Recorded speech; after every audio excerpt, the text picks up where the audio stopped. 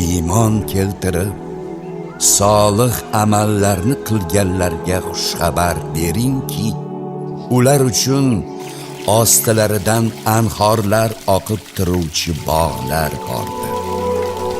Rizq etilgan mevalardan har gal tanavvul qilganlarida bu ilgari biz yegan mevalarning xuddi o'zi-ku deydilar. Zero ularga bir-biriga o'xshash mevalar berilgan edi. Yana ular uchun u yerda pokiza xotinlar bordir va ular u yerda abadiy qoluvchilardir. Alloh taolo aytadi: Men o'z solih bandalarim uchun ko'z ko'rmagan, quloq eshitmagan va inson qalbidan ham o'tmagan narsalarni tayyorlab qo'ydim. Imom Buxoriy, Sajda surasi tafsiri. Iymon keltirgan va solih amallarni qilganlarni esa abadiy yashaladigan, ostidan anhorlar oqib turadigan bog'lar jannatga kiriturmiz.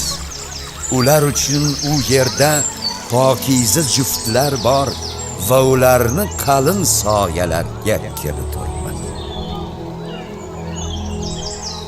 Imom Buxoriy rivoyati. Jannatga kiradigan birinchi guruh oydin to'lin oydek nur sochib turadi. Ulardan keyin kiruvchilar esa osmonda eng yorqin yulduzdek bo'ladi. Taqvolilar uchun va'da qilingan jannatning misoli, uning ostida anhorlar doimo joriy, mevalari va soyalari boqiydir. Bu taqvo qilganlarning oqibati mukofotidir.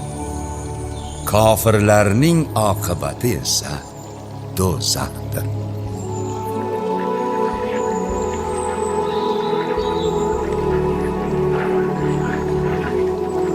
Imom Muslim rivoyati. Payg'ambarimiz sollallohu alayhi va sallam aytdilar: Jannatga kirganlar hech qachon kasal bo'lmaydi.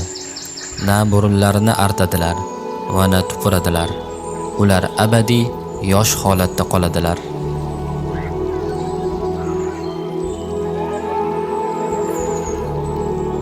Taqvodorlar esa albatta jannatdagi bog'lar va buloqlardadirlar. U yerga sog' salomat, tinch omon kiringiz deydi. Biz jannatdagi so'rilarda birodar bo'lib, bir-birlariga yuzma-yuz o'tirganlarning dillaridagi gina va adovatlarni chiqarib tashlaganmiz. U joyda ularga charchoq yetmas va ular u joydan chiqariluvchi ham emaslar. Ey Muhammad, bandalarimga bildirib qo'yingki, albatta G'afur, kechirimli va Rahim, rahimli zot mening o'zimdir.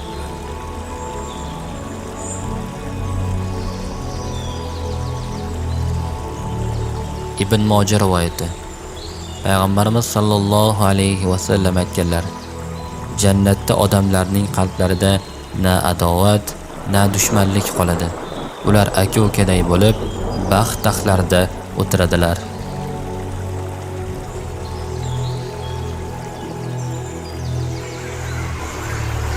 Taqvoli zotlar uchun va'da qilingan jannatning misoli, sifati budir.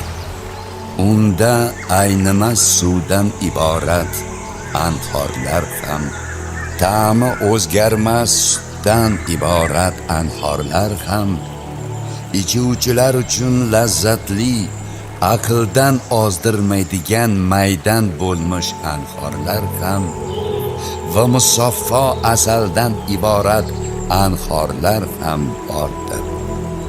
Ular uchun u joyda barcha mevalardan bordir va u joyda Parvardigorlari tomonidan mag'firat bordir. Ana shunday zotlar do'zaxda mangu qoladigan va qaynoq suv bilan sug'orilganda ichaklarini tilka pora qilib tashlaydigan kofirlar kabi bo'lurmilar?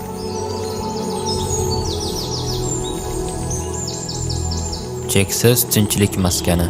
Payg'ambarimiz sollallohu alayhi va sallam jannatni shunday ta'riflaganlar. Unda g'am ham, qo'rquv ham bo'lmaydi va har qanday orzu-istaklar to'liq ro'yobga chiqadi.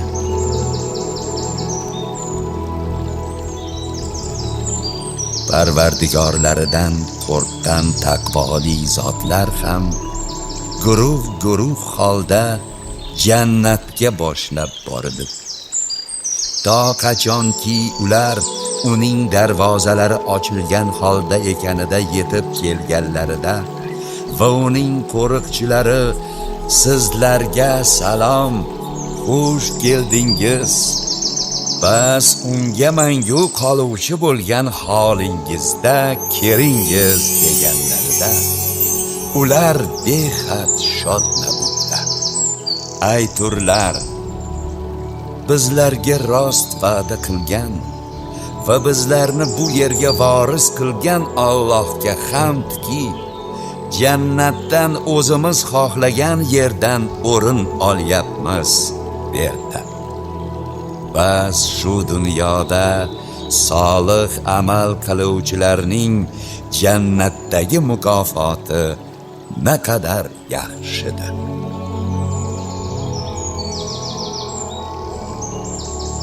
Ular u joyda so'rilarga yastangan hollarida o'tirurlar. U joyda quyosh haroratini ham, zamharir qish sovug'ini ham ko'rmaslar. Jannat soyalari ularga yaqin va mevalari ham uzishga oson bo'lishi uchun egib qo'yilgan bo'lur. Ularga kumush idishlarda taomlar va o'zi kumushdan yasalgan bo'lsa-da, shaffoflikda shisha bo'lib ketgan qadahlarda sharoblar aylantirilur.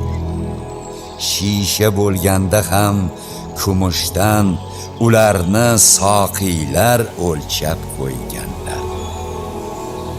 U joyda mizoji zanjabil bo'lmish qadahlarda may ichirilur.